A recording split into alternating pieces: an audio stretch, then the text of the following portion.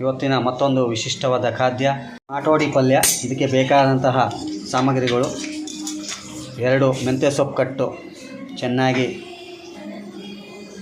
ಅದನ್ನು ಸಣ್ಣದಾಗಿ ಹೆಚ್ಚಿಟ್ಕೊಂಡಿದ್ದೀವಿ. ಅದನ್ನು ನೀರಲ್ಲಿ ಚೆನ್ನಾಗಿ 3 ರಿಂದ 4 ಸಲ ತೊಳೆದು ಈಗ ಇಷ್ಟು ಬಂದಿದೆ. ಮುಂಚೆನೇ 1 ಗಂಟೆ 2 ಗಂಟೆ ಮುಂಚೆನೇ ಈ ಲೋಟದಲ್ಲಿ 2 ಲೋಟ ಕಡಲೆಬೇಳೆಯನ್ನು ನೆನೆ ಇಟ್ಕೊಂಡಿದ್ದೀವಿ. ಈಗಾಗಲೇ ನೆಂದಿದೆ. ಇದನ್ನು ರುಬ್ಕೋಬೇಕಾಗತ್ತೆ. ಇದು ರುಬ್ಕೊಳ್ಳೋಕ್ಕಿಂತ ಮುಂಚೆನೇ ಹಸಿ ಶುಂಠಿ, ಒಂದು 6 ರಿಂದ 8 ಹಸಿಮೆಣಸಿನಕಾಯಿ,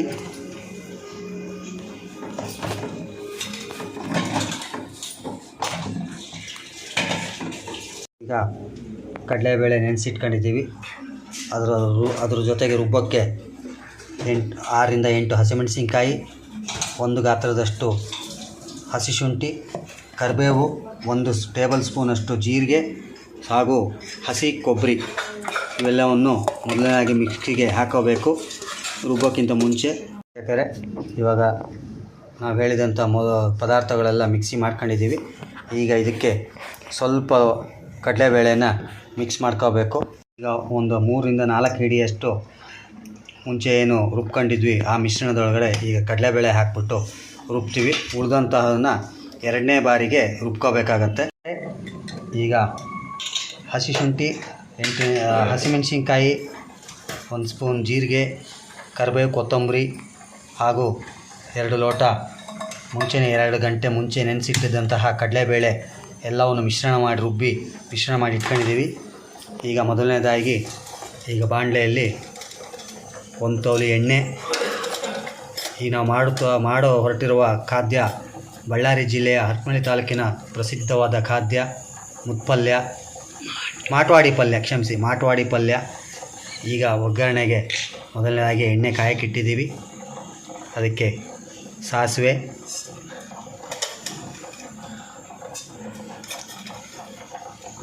ಜೀರಿಗೆ,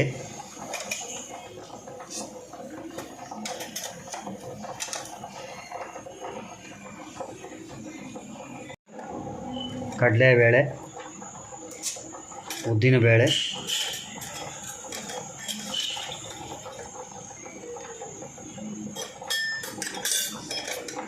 ಹಾಗೂ ಜೊತೆಗೆ ಇಂಗನ್ನು ಮಿಶ್ರಣ ಮಾಡ್ತಾಯಿದ್ದೀವಿ. ಈಗ ಎಣ್ಣೆಯಲ್ಲಿ ಇವೆಲ್ಲ ಒಗ್ಗರಣೆ ಮಾಡ್ಕೋಬೇಕು ಇವುಗಳೆಲ್ಲವನ್ನು. ಜೊತೆಗೆ 1 ಸ್ಪೂನು ಅರಿಶಿಣ ಪುಡಿ ಹಾಕೋಬೇಕು. ಈಗ ಒಗ್ಗರಣೆ ಎಲ್ಲ ಆಗಿದೆ. ಇದಕ್ಕೆ ಈ ಮೆಂತ್ಯ ಸೊಪ್ಪನ್ನ ಏನು ನಾವು ತೊಳೆದಿಟ್ಟಿದ್ವಿ ಈಗ ಅದು ಒಗ್ಗರಣೆ ಜೊತೆಗೆ ಮಿಶ್ರಣ ಮಾಡಬೇಕು. ಸ್ವಲ್ಪ ನೀರು ನಂಬ್ತಾ ಇರೋದ್ರಿಂದ ಹಿಡಿಯ ಕಾಣಿಸುತ್ತೆ. ಸ್ವಲ್ಪ ನಿಧಾನವಾಗಿ ಹಾಕಿ ದೂರ ನಿಂತ್ಕೊಳ್ಳಿ. ಸೊಪ್ಪು ಒಗ್ಗರಣೆಯಲ್ಲಿ ಕೈ ಆಡಿಸಿದ ನಂತರ ದಪ್ಪ ಉಪ್ಪು ಹಾಕೊಂಡಿದ್ವಿ ರುಚಿಗೆ ತಕ್ಕಷ್ಟು. ಚೆನ್ನಾಗಿ ಮಿಶ್ರಣ ಮಾಡಿ ಒಗ್ಗರಣೆ ಜೊತೆಗೆ ಸೊಪ್ಪೆಲ್ಲ ಹೊಂದ್ಕೋಬೇಕು. ಇದು ಮಿಶ್ರಣ ಆಗ್ತಾ ಸ್ವಲ್ಪ ಸೊಪ್ಪು ಆಗಿಬಿಡುತ್ತೆ.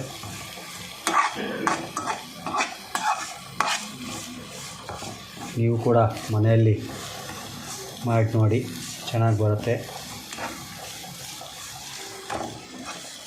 ಈಗ ಹೀಗೆ ಒಗ್ಗರಣೆ ಕೈ ಆಡಿಸ್ತಿರೋ ಜೊತೆಗೇ ನಾವೇನು ಇದನ್ನು ಮಿಕ್ಸಿ ಮಾಡಿದ್ವಿ ಅದು ಸ್ವಲ್ಪ ಮುದ್ದತ್ವ ಬರೋವರೆಗೂ ಹುರಿಯಿರಿ.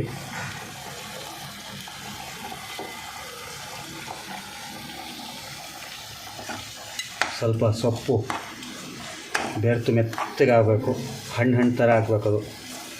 ಅದಕ್ಕೆ ನಾವೇನು ಮಿಶ್ರಣ ಮಾಡಿದ್ವಿ ಅದನ್ನು ಇದಕ್ಕೆ ಹಾಕಬೇಕಾಗತ್ತೆ.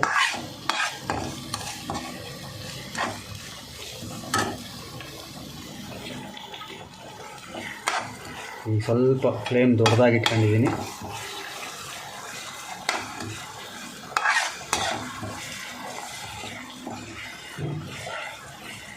ಒಗ್ಗರಣೆ ಜೊತೆಗೆ ಮೆಂತ್ಯ ಸೊಪ್ಪು ಚೆನ್ನಾಗಿ ಹೊಂದ್ಕೊಳ್ತಾ ಇದೆ.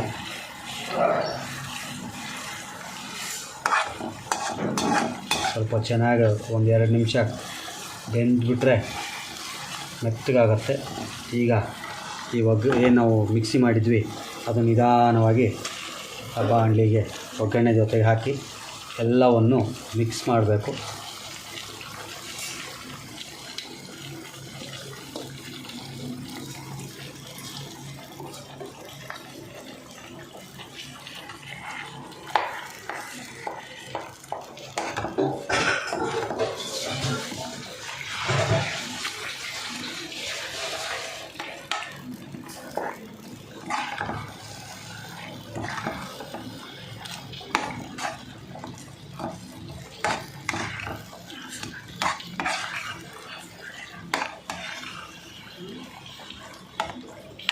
ಗ್ಯಾಸು ಉರಿತಾ ಇರಲಿ, ಇದೆಲ್ಲ ಹೊಂದ್ಕೋಬೇಕು ಚೆನ್ನಾಗಿ. ಈಗ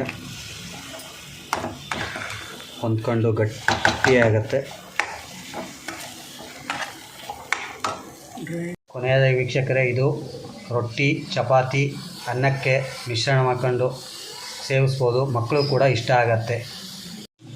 ಎಲ್ಲ ಮಿಶ್ರಣ ಆದಮೇಲೆ ನಾಟ್ವಾಡಿ ಪಲ್ಯ ಈ ರೀತಿ ಆಗುತ್ತೆ. ದಯವಿಟ್ಟು ಸಬ್ಸ್ಕ್ರೈಬ್ ಮಾಡಿ, ಲೈಕ್ ಮಾಡಿ, ಬೆಲ್ ಐಕಾನ್ ಬಟನ್ ಒತ್ತಿ. ಥ್ಯಾಂಕ್ಸ್.